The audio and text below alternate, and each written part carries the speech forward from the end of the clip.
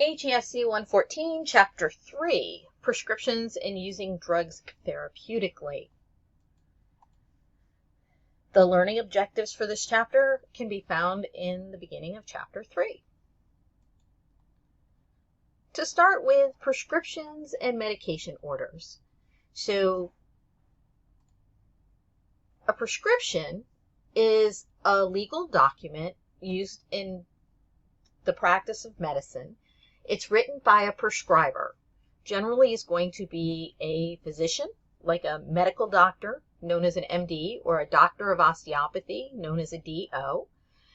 Can also be written by a dentist, a doctor of dental sciences is a DDS, a podiatrist, that's a foot doctor, a DPM, an optometrist, that's what we call an eye doctor, that's an OD. Now, an ophthalmologist with the th sound is actually either going to be a medical doctor or a doctor of osteopathy. A physician's assistant, a PA, or a nurse practitioner, an NP. And there can be other initials with an NP. It could be FNP for family nurse practitioner. These are the types of people who are allowed by law to write prescriptions. Now, there are different types of prescriptions. The most common that people are familiar with are handwritten prescriptions. These are walked into a pharmacy. They could be faxed over. Sometimes they can be a little hard to read due to physician handwriting or prescriber handwriting. And they're starting to kind of diminish or decrease the number of written prescriptions that are processed because most doctors' offices or healthcare facilities are now using electronic prescriptions. So these are known as the e-script or e-prescribing.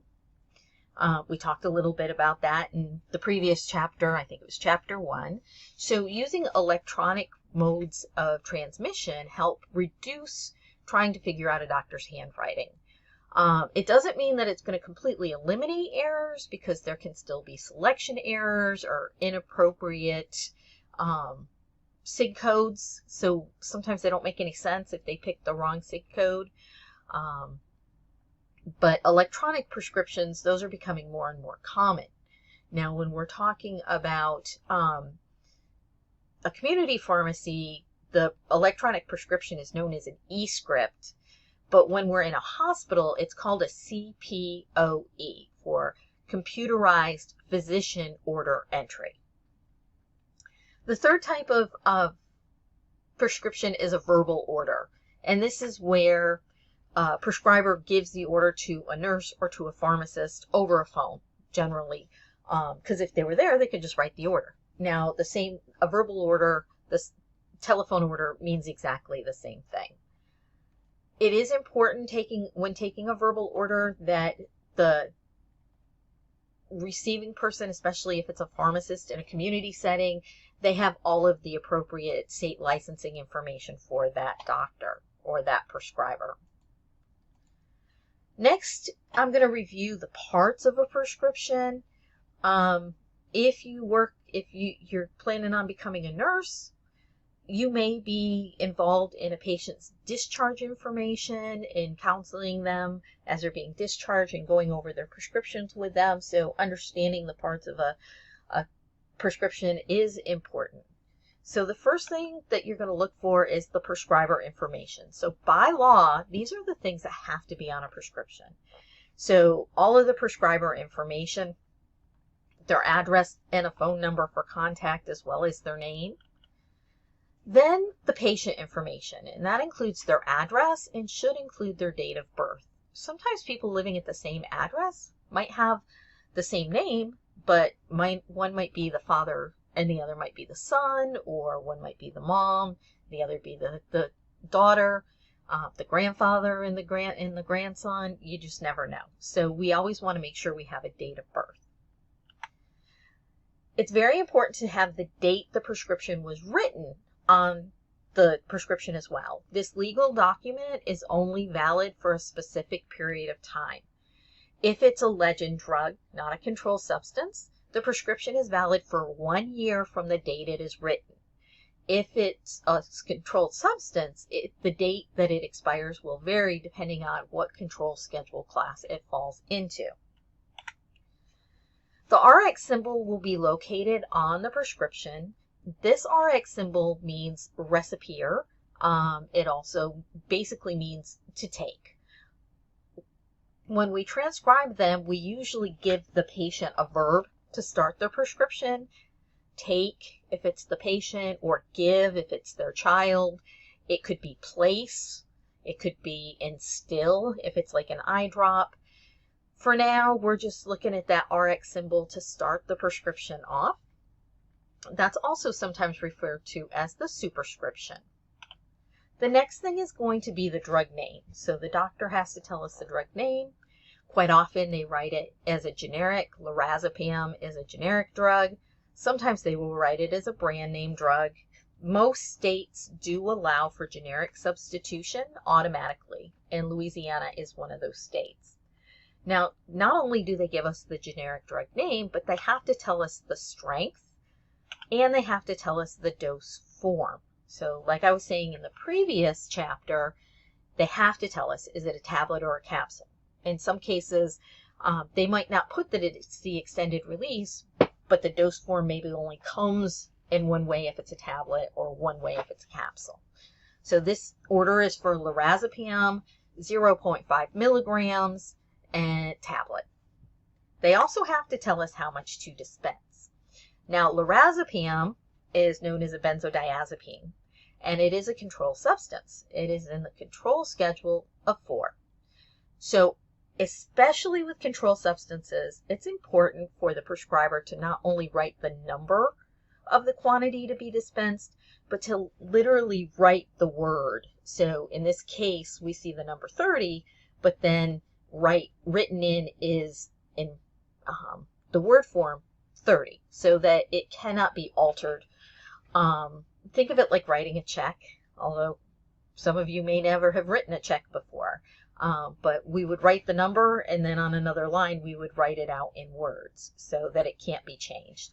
Sometimes patients get tricky. They'll try to change this 30 into an 8, so it would be 80, or stick a 1 in front of it or something like that to increase the quantity to be dispensed. The next thing is the signa. So the signa, we also abbreviate that as SIG. Those are the directions for use. So here we have the Roman numeral 1, and it's written kind of like this. It's got a line through it, so it's not mistaken for just the letter I. So 1, PO, which means by mouth. Q means every. 6 hours. PRN means as needed for anxiety. So when we transcribe the information, or the nurse is reading the information, they know when to give this to the patient. So we need to have those directions. So it's going to say how many, what route, how often, and then any extra information, like this is as needed. They're not going to take it just every 6 hours. They're only going to take it when they feel anxiety, but they can't take it any more frequently than every 6 hours. The last thing is the doctor's, or not the last thing, but the thing, the next thing is the doctor's signature. So the signature is different than the signa. So signature, doctor signature. Now on an electronic, it's often going to be filled in from the computer. If it's a C2, it has to be a handwritten prescription. So the doctor would have to sign that. If it's not signed, we don't fill it.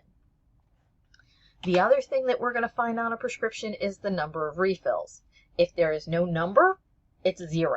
If the doctor doesn't want any refills, they should be writing a 0. Sometimes they forget.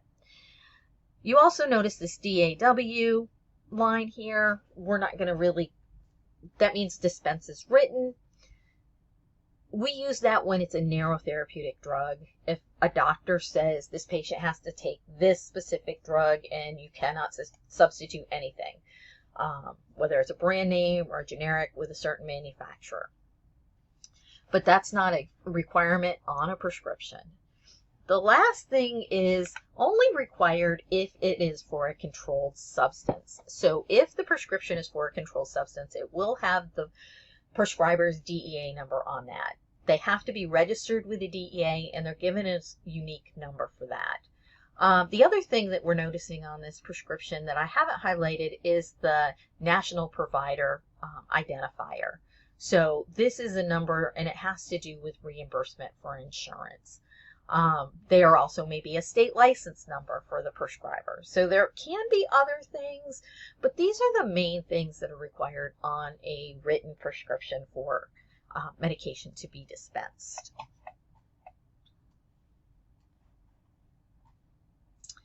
One more thing I was thinking that I wanted to go back over. Okay, when transcribing the prescription, it's important to rewrite it exactly as it is written. You can't change the pieces around.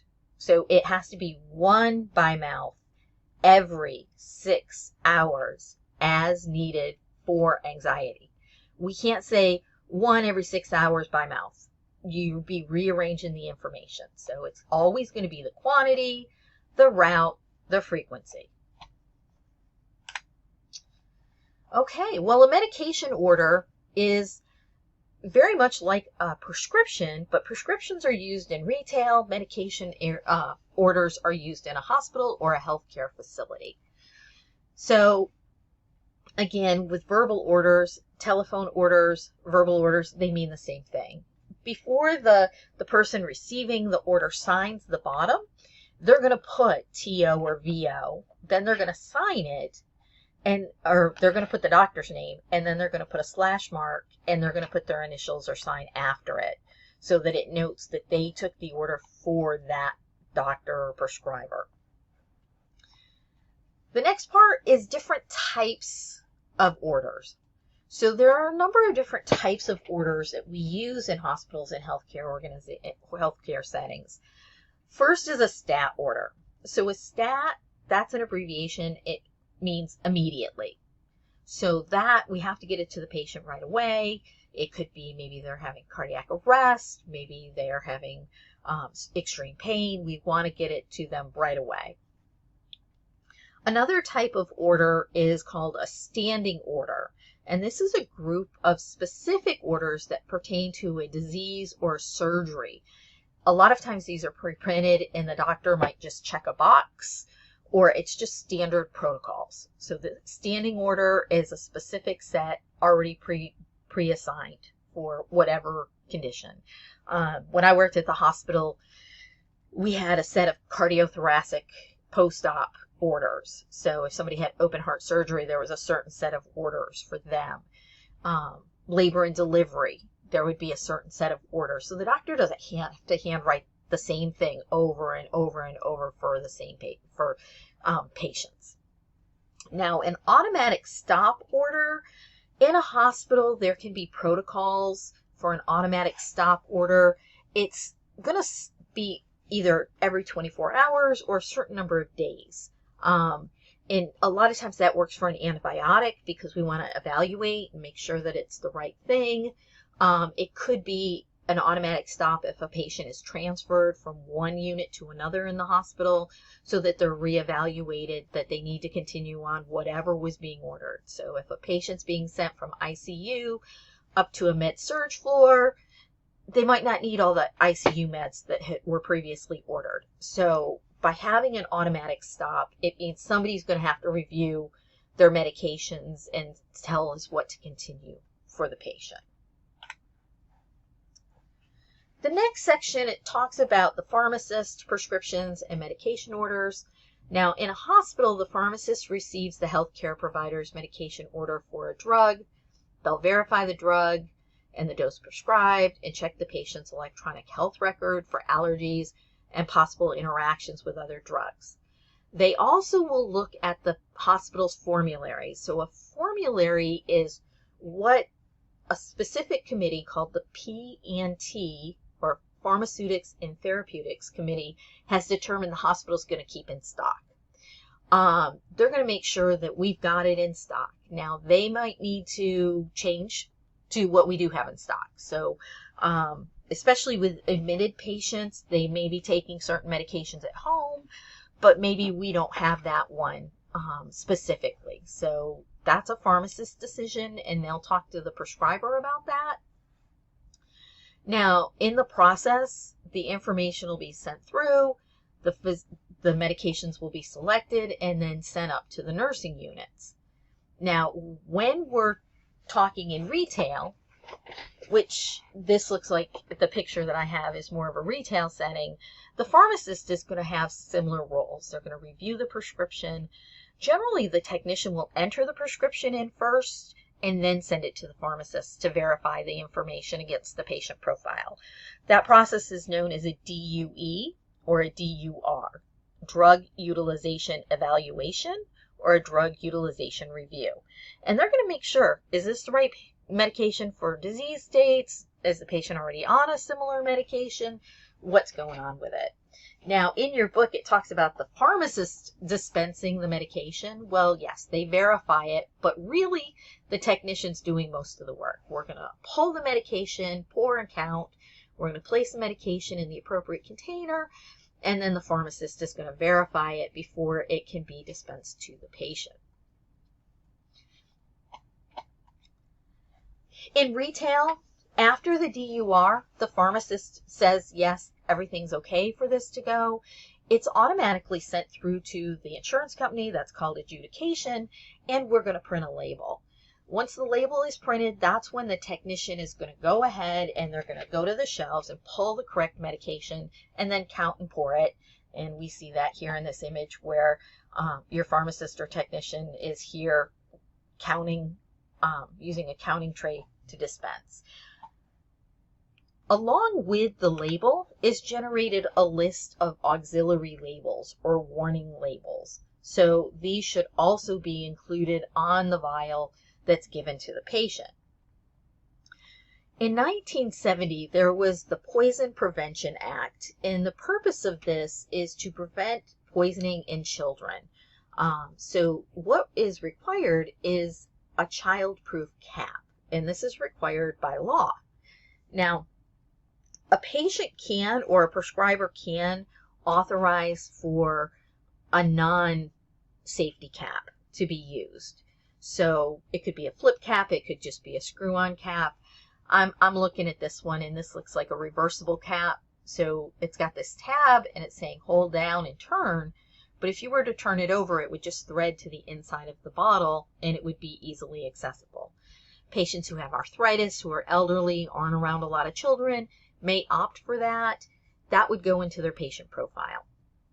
Otherwise, if it's not identified that they don't want safety caps, by law, we put a safety cap with a few exceptions, such as nitroglycerin or erythromycin or birth control things, inhalers, things like that.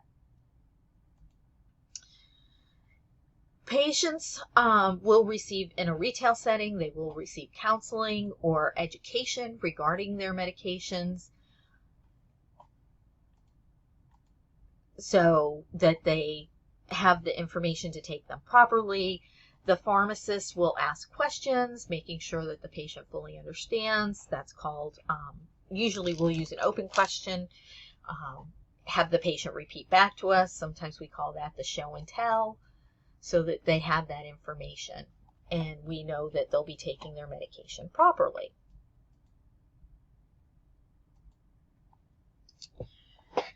A few more things.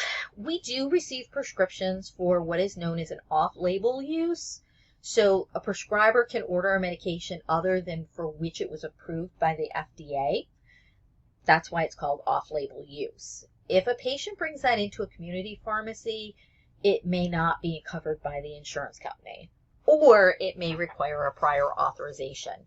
Physicians' offices are the ones usually that will need to get that prior authorization from the insurance company if they have a legitimate reason why they want that patient to have that medication for something other than what it was indicated for. Now, in the pharmacy, we do have other services besides prescription processing. Medication therapy management, or MTM, is a patient-centered approach that prevents medication errors and improves patient compliance. And what happens is there is a comprehensive review of all of the patient's medications. Any prescription, non-prescription, herbal or dietary supplements, anything that they could be doing homeopathically, vitamins, minerals, things like that, as well as reviewing their allergies and their conditions and disease states. In addition to MTM, community pharmacies can also offer point-of-care testing, which would be screening for glucose monitoring, A1C, things I've already talked about in Chapter 1, as well as giving vaccines. Now, the technician can administer a point-of-care test or administer vaccines in the state of Louisiana, excuse me, if they are certified, but the pharmacist would evaluate the results of a test, and the pharmacist must approve the patient prior to receiving the vaccine. Now we're really going to start getting into the foundational component of pharmacology. We've talked about why we use drugs, but we're also going to talk about other effects of drugs and how drugs actually do their job. What's going on with the body and the interaction with the drugs. So starting off with some terminology. So the term pharmacotherapy. So pharma meaning drug and therapy meaning treatment. So pharmacotherapy means treating something with drugs. That's the most basic way to determine that. Now, the next term is pharmacodynamics. Again, pharma is drug. And the best or simplest way to explain pharmacodynamics is that it's the drug's effect on the body. It not only includes the therapeutic effect, but also any additional effects, such as side effects, adverse effects, and toxic effects. In order for a drug to cause an effect, it has to make a connection, and that connection on the cell receptor on the cell membrane is known as the receptor.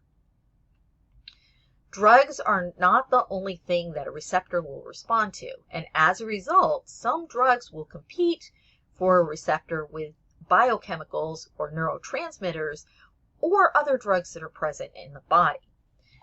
The book explains the drugs as a receptor relationship as a lock and key. I'm going to talk about that just a second.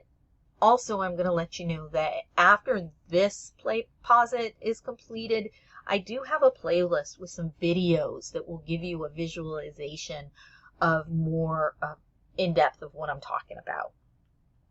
Now, before we talk about that lock and key component, there are two basic types of drugs. We have agonists. These are drugs that connect to a receptor and cause an action. When the drug connects to a receptor and blocks or inhibits an action, that is known as an antagonist. So it's either going to activate, an agonist will activate, or it's going to stop or block if it's an antagonist. Now, here's the whole lock and key idea. This is the image from your textbook. So the drug, in order to cause an effect, it's got to fit the lock and it's got to open it. And then the drug can go in and do its job. That type of drug is known as an agonist. Now, an antagonist is going to get in there and it's not going to unlock. It's going to fit, but it's going to kind of jam the lock up. So if another drug comes along, it can't get in there because there's already something in that's place. So it's blocking the action. Now, here we're thinking agonist is a drug, but in this second image, it could even be something that's already in your body, a chemical in your body, like histamine, right? If you've ever had an allergic reaction, you get exposed, maybe you're allergic to dogs or cats. You're around the dog or cat, you have a histamine release. The drug you would take is known as an antihistamine. So in that case, this agonist isn't really a drug, it's the chemical in your body, histamine. But if you have an antihistamine in place, you're not going to be able to trigger that allergic response because that histamine is not going to be able to connect with that receptor.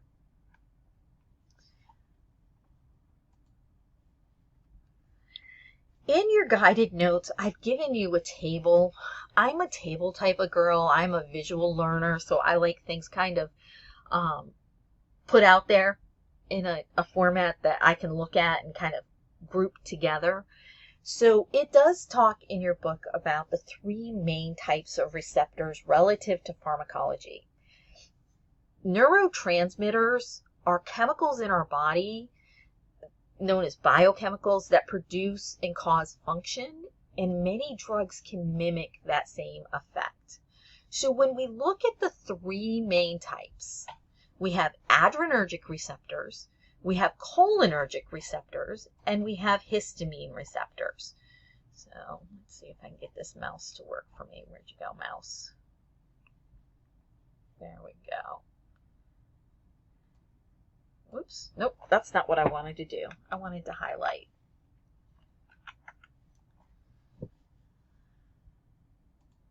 I want highlighter. There we go. That's what I wanted. So we have adrenergic receptors, we have cholinergic receptors, and we have histamine receptors. Now there are other receptors. We've got dopamine receptors, we've got opioid receptors. There's a lot. But these are the three main that a lot of drugs we're going to connect to. So when we're talking about those adrenergic receptors, this is the sympathetic nervous system. So there are two groups. We have alpha and we have beta. So there's different ones. So we have alpha 1 receptors, alpha 2 receptors, beta 1 receptors, beta 2 receptors, and beta 3 receptors. Now, depending on which receptor that drug or that chemical binds to, we're going to have different actions in the body. So alpha 1 receptors and alpha 2 and beta 1s are all located in the heart. Beta 2 receptors are located in the lungs. So they're going to have a different action. And then even more different than that, the beta 3 are in primarily the bladder is what we're looking for.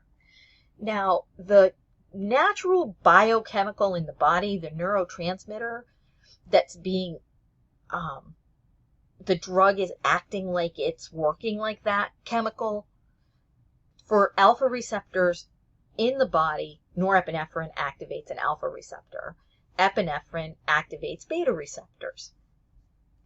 So they all have an action. If an alpha 1 receptor is activated, it's going to increase blood pressure. So the drug that we could use to counterbalance that action would be an alpha blocker. Blood pressure goes down.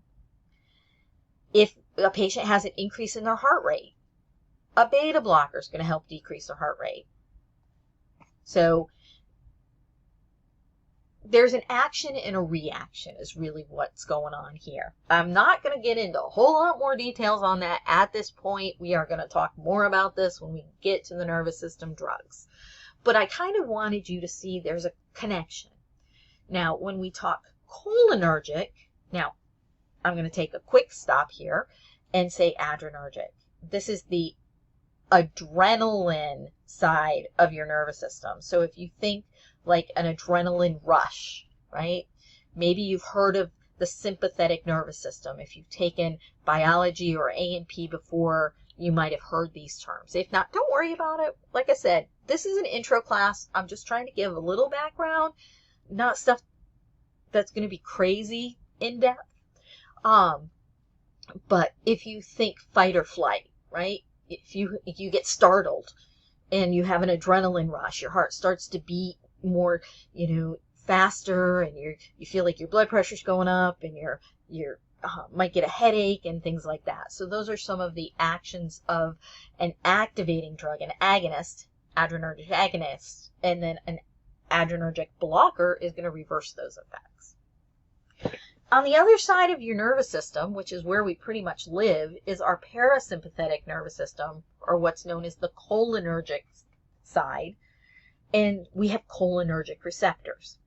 The neurotransmitter is acetylcholine. So we have that connection with the cholinergic. There are two types of receptors, the muscarinic and the nicotinic. In general, we're not going to do a whole lot with all of that, but the different areas of the body that are activated by these when these receptors are activated, where they work, and then what they do. So acetylcholine is a neurotransmitter that has a lot to do with what we call the rest, digest, and pee side of our autonomic nervous system. But it's also available in our central nervous system, and it actually will help control skeletal muscle contraction. And if you've ever learned about muscle contraction, acetylcholine is required for that to occur. We'll talk about that when we do drugs that affect the skeletal muscle system. The drugs that will block acetylcholine or a cholinergic response are known as anticholinergics. So if it's an antagonist, I'm trying to spell. I am not a speller. Antagonist, A-N-T-A-N-G, G-O-N-I-S-T. A blocker, an inhibitor. Inhibit means to hold back. Or we use anti in front. That means against. So if we're activating acetylcholine, it would be a cholinergic agonist. And if we're blocking it, we're going to use a drug known as an anticholinergic. Now, the third type of receptor is a histamine receptor. There are neurotransmitters, but these are only in response to something. It's not something necessarily natural, but it's going to be histamine. There are actually two types of histamine receptors. We have histamine 1 and histamine 2. Histamine 1 is located mostly in your skin and in your lungs, and histamine 2 is in the parietal lining cells of your stomach. Histamine 1 causes dilation of blood vessels, redness, itching, and swelling, where histamine 2 causes an increase in the acid in your stomach. Histamine 1 we've known about for a really long time. If you have an allergic reaction, the most common drug you're going to use is diphenhydramine, which is Benadryl. That is an antihistamine.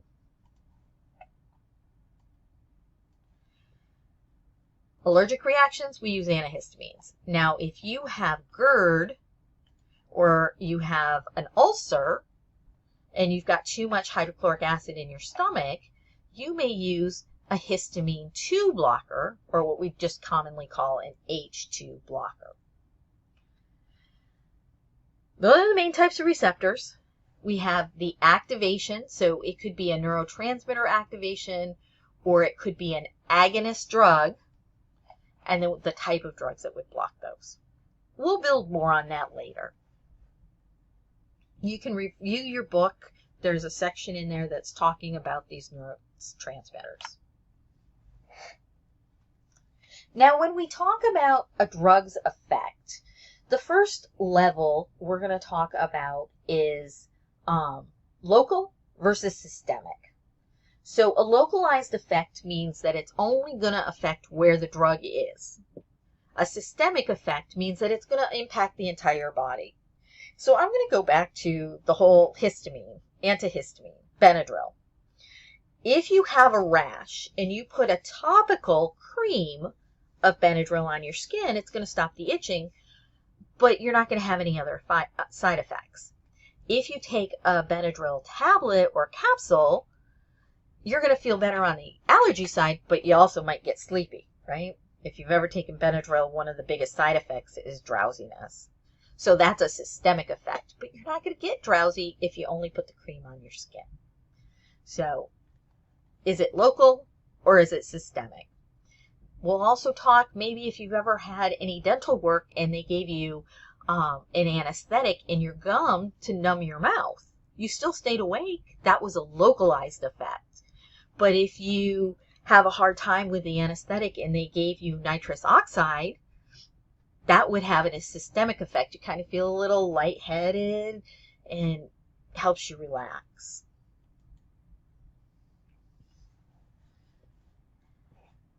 When we talk about drugs and their effect, of course, the therapeutic effect is the intended effect. And we talked about this in Chapter 1, where the main reasons we use drugs are to treat something, to prevent something, or to diagnose something. Ideally, we would have treatment that was specific to one organ. We would have, or one disease state. That would be targeted. We don't have that. So when we give a drug, it can actually have multiple effects. And those multiple effects can include side effects. So side effects, often abbreviated by SE, drowsiness, upset stomach, headache. We hear it on TV all the time when they talk about the drugs. I talk about that being the small print kind of thing. But if we, let's see if I can turn this off because it's not forwarding my slides properly. There we go. If we had the perfect drug, we wouldn't have any side effects. It would only treat what we want. Now, the term side effect, it can be mild and temporary, it could be moderate and annoying, or it could even be severe enough that the patient stops taking the drug, either because they're told to, or they stop it because they don't like their side effects. It should be noted that there is no drug that is entirely safe for every patient, and there's no drug that isn't without potential side effects. Even one of the oldest drugs that we have, aspirin, can cause side effects such as gastric bleeding or an ulcer.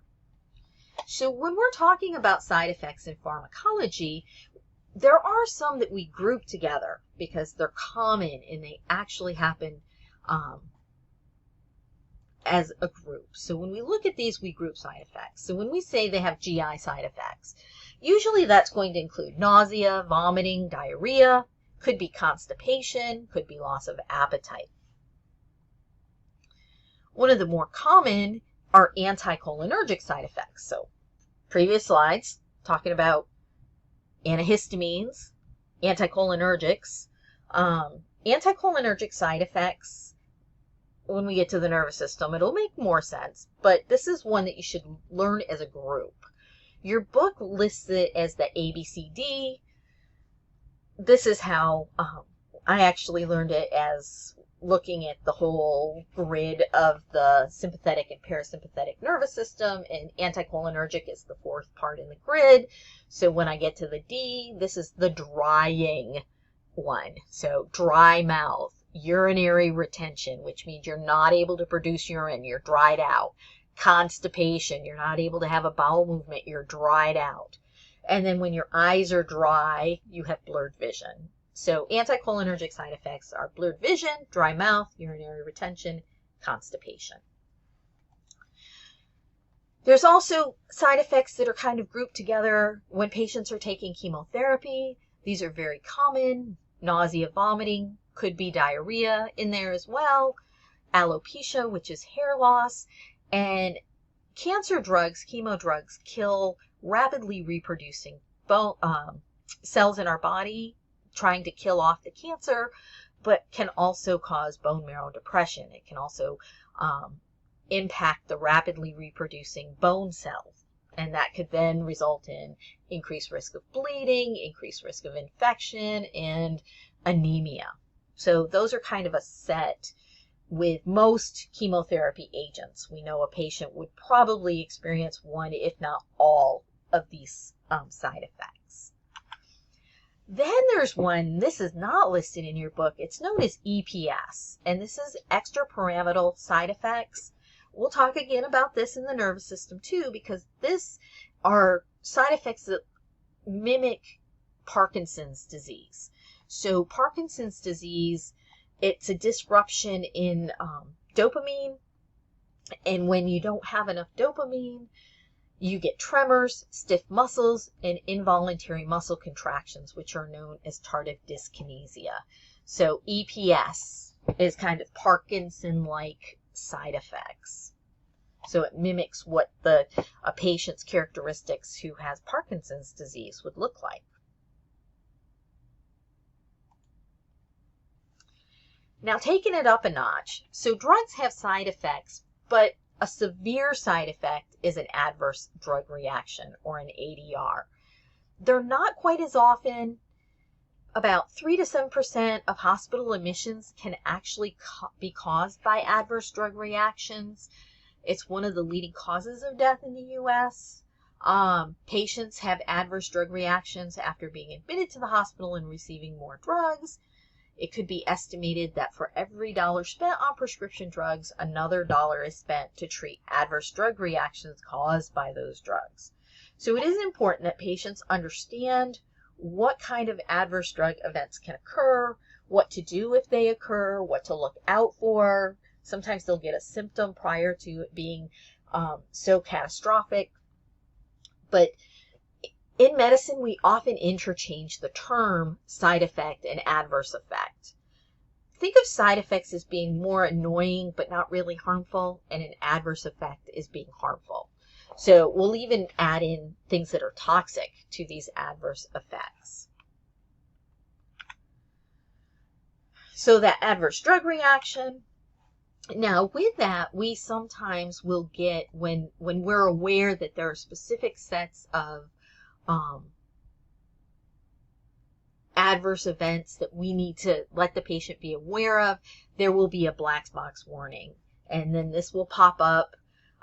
Patients, when they have this, they will get what's called a medication guide if they're in the community pharmacy that gives them the information about, hey, look out for this. These are some of the side effects that really are the ones you've got to be cautious of, so that they know. Now, it's also important with especially the adverse drug reactions that things are reported. So a lot of times adverse drug events are underreported. It's kind of scary. And part of it is because healthcare professionals feel like they're going to get in trouble. But it's really just to prevent future medication errors. So there's a number of different types of adverse reporting systems. And some of them include the FAERS, or FAERS, which is the FDA Adverse Event Reporting System. This is a national database. Almost half of the reports of patient deaths are reported to the FDA due to the adverse drug reaction. MERP, which is the Medication Error Reporting Program. This is through the Institute of Safe Medication Practices, or ISMP. Now, ISMP also gives us listings of error-prone abbreviations, certain symbols that could be misinterpreted, dose designations. They even have lists of look-alike, sound-alike, confused drug names. And then we have MedWatch, which is also an FDA oversight national database. Anybody can report to the MedWatch. That could be a patient could even report if they have an adverse event. So this image, here we've got a black box warning. And what makes it a black box warning? Well, they put the information, there's my mouse, there we go. They put the information, I just want my pointer. I'm still on a, okay, there we go. Did it click off this time? No. Hang on. My mouse is being... There we go. So here we've got that black box warning. And that's exactly what it is. It comes on the information sheet for the pharmacist so that they know. So anybody who takes a quinolone, specifically Cipro, they're at risk for a tendon rupture. So that would be an important thing for the patient to know about. Now there are other drug effects, and this can include drug toxic effects. So some drugs are going to be maybe ototoxic, or they could be that would harm the ears. They could be nephrotoxic, that could harm the kidneys. They could be hepatotoxic, that would harm the liver.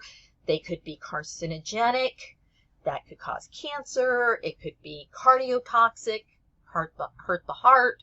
So there's a lot of different toxic effects that can happen as a side effect. But then we also have toxic effects if a patient takes too much of a drug that they're not supposed to. So an overdose could cause toxicity as well. Allergic reactions, allergic reactions are patient specific. It's a hypersensitivity to a specific component. The body reacts to it. And that component known as an allergen or an antigen causes a release of histamine, and it can be anywhere from causing a rash or itching to actually shutting down the respiratory system. So when we get to that end, it becomes an anaphylactic reaction. So that's a super hypersensitivity reaction. Everybody's going to be a little different. If anybody's had any kind of reaction to a drug previously in the realm of having an allergic response, they shouldn't continue to take the drug because it may continue to get worse and could end up in anaphylaxis. Now, an idiosyncratic reaction is something that's unusual. It's not something to be anticipated. We would look at it and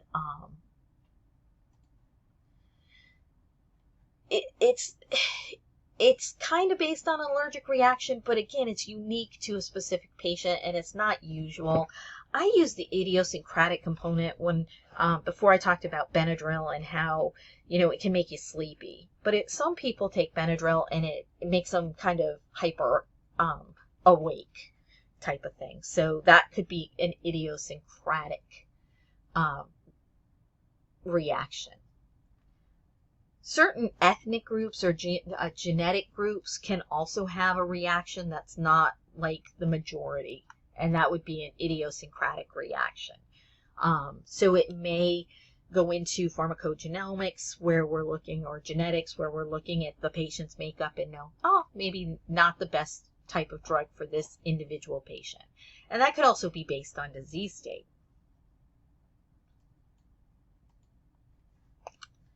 The next topic in the book is about drug interactions. If you only take the drug all by itself, it has nothing to interact with, but we have different types of interactions. The most common is a drug-drug interaction where two drugs have some kind of interaction. Now, interactions are not always bad inherently. They could be good. Sometimes we add two drugs together to get a better benefit. So that drug-drug interaction is not bad. But if you take one drug and then a second drug and it interferes with one of those other drugs, well, that's not going to be as good. So a benefit, let's look at something like Tylenol with codeine. We mix those together, you get better pain relief at a lower dose. But let's look at taking, and it's not always a bad thing to have a drug-drug interaction, right? So in the news, we hear lots about the opioid epidemic. So if somebody has an overdose of fentanyl, we use the drug naloxone, which is an opiate antagonist, to block the receptor to reverse that overdose from that fentanyl. Well, in that case, that's a good block. We want that block.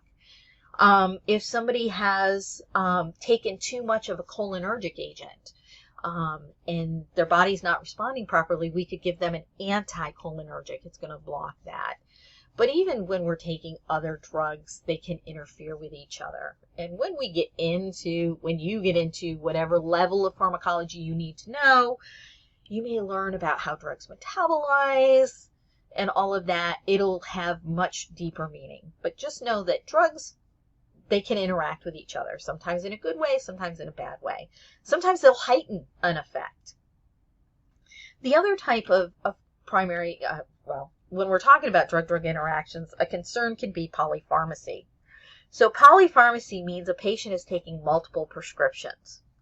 So the more medication a patient takes, the higher the possibility that those drugs are going to interact with each other. And like I said, it may or may not be something that is a positive outcome. We also have drug-food interactions. So one of the more common ones is grapefruit. So generally this is going to be a negative. Drugs that we take for cholesterol, statin drugs, which we'll learn more about in the cardiovascular system. Grapefruit juice actually increases the effects of the drug, and actually the drug starts to break down muscle and can cause all sorts of complications. Another drug-food interaction, which I guess technically would actually be a drug-drug interaction, is something like a narcotic with alcohol. Alcohol would be a drug because it changes the way that the body functions. Some people think of it more in the food category. But if you use alcohol while you're taking something like a narcotic, the alcohol is going to intensify the effects of that narcotic. So that's another example of interactions. Now, like I said, sometimes they can be positive and sometimes they can be negative. So we do have what's known as synergism. And here in this image, we have synergism. These two are working together to fight that bad bacteria, right? Maybe two antibiotics are going to take a double hit at that antibiotic. Synergism means to work together. And then we have antagonism, where one drug is going to block the other. So maybe it's protecting the heart here. I kind of like that little image. So some are going to do antagonism. Synergism or potentiation, or antagonize. The next part is talking about routes of administration. While I'm going through this, I'm also giving you abbreviations that you will see that represent. Keep it in simple language, okay? Something the patient will understand. Don't show off your scientific knowledge.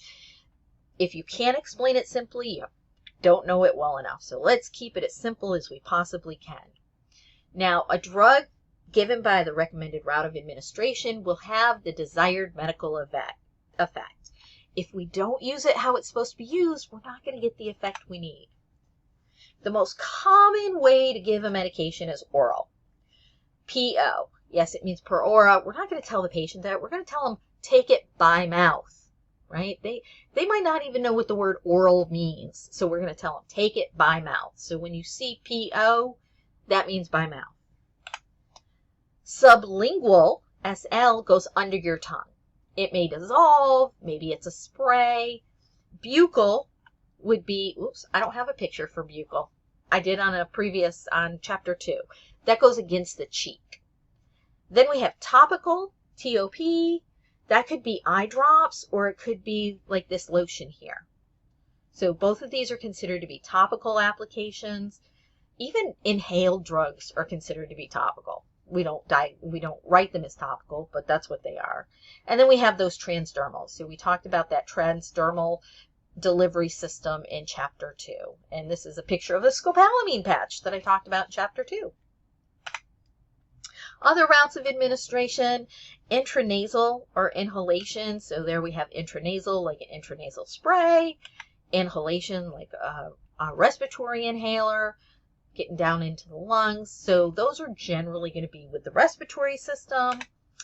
A nasogastric tube, an NG tube. It feeds through the nose, down through the esophagus to the stomach. A gastronomy tube, a G tube, or a jejunostomy tube, which is a J tube. These are going to go directly into the GI system. So the gastronomy tube, the G tube, goes directly into the stomach. So maybe a patient had esophageal cancer. So they can't get something down. They need to have it directly into their stomach. Or the jejunostomy. The jejunum is the middle part of the small intestine. So maybe there's something with the stomach. Maybe there's gastroparesis and the stomach isn't working. Or they've got ulcers and they might feed it directly into that middle part of the small intestine.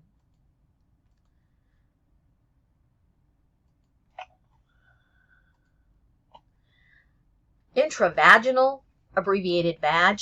Intravesical, that would be into the bladder. Or rectal. Rectal could be abbreviated PR for per recta or R for rectal. So this is going to be like a suppository.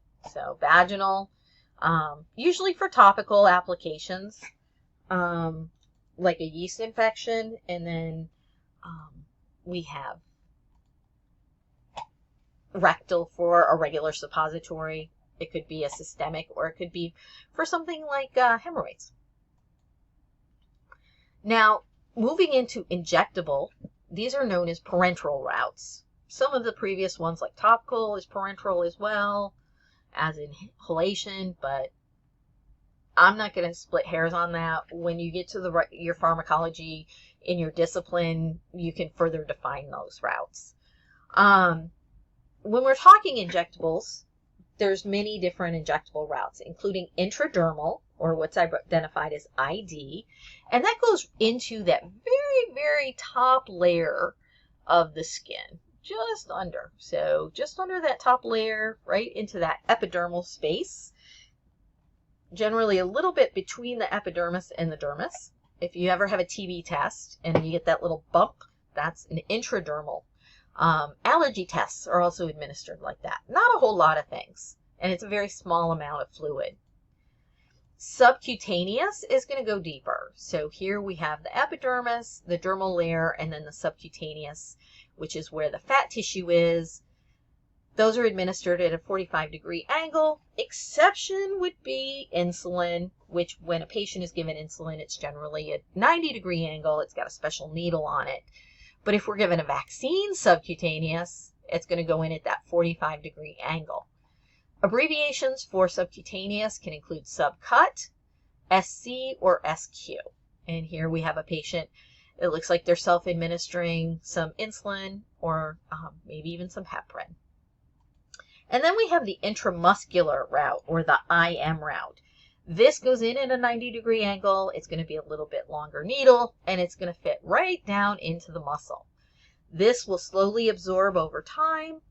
We give antibiotics this way. Many of our vaccines are given this way. And here we've got a poor little baby probably getting their vaccines. So they would use the thigh muscle because their little arms, they just don't have much muscle. In adults, we're most often going to use the deltoid muscle, the upper part of the arm.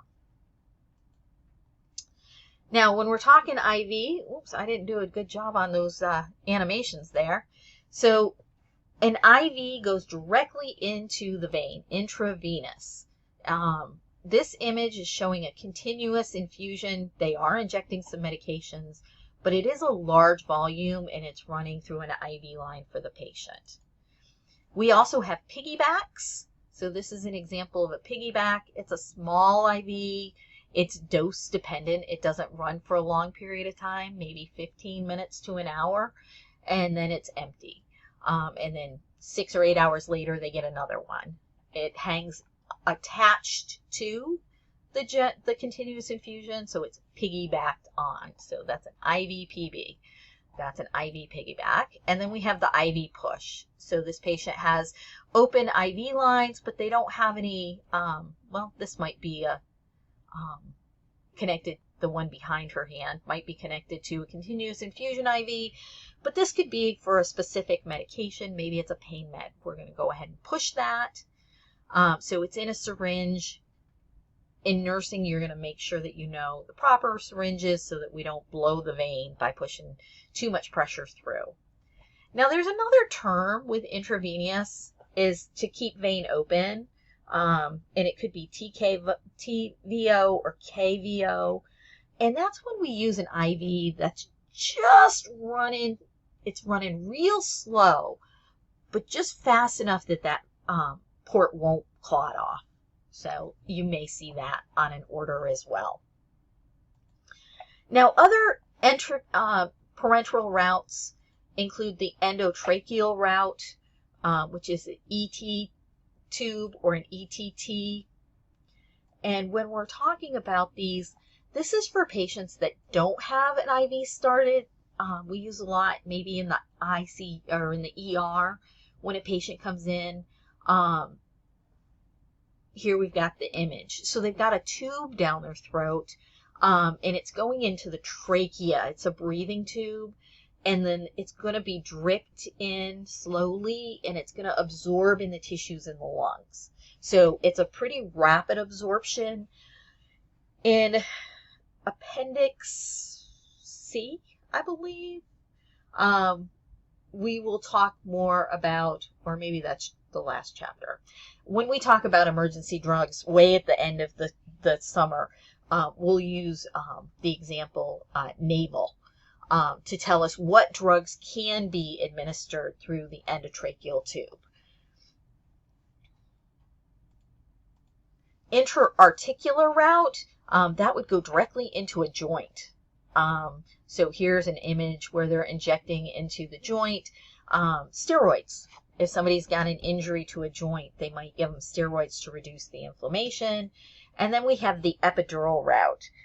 Some of you may be a mom. Maybe you had an epidural when you were given birth. So that's going to go into the spinal area. So it's going to go through and it's going to administer medications to help create a nerve block to reduce the pain. Okay, I'm going to stop this video here because we are at 60 minutes and I will be putting a second video in because we're going to talk about the steps in the drug cycle, and this is quite complex. Then following that, I'm actually going to have that playlist of videos to help you further understand these concepts.